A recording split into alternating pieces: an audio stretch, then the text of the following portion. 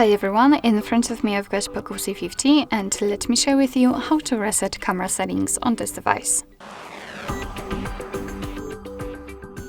So first of all, let's open the camera app, and this operation, so the resetting of the settings, will be useful if for some reason you've got some problems with the camera. So for example, when it freezes, cannot take the photos and so on.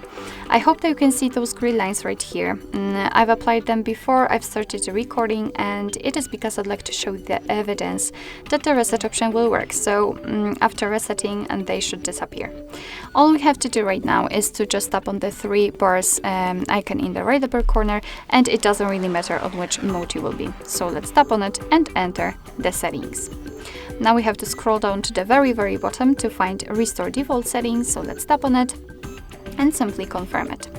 The settings right here, the list flashed a little bit, so now we can go back.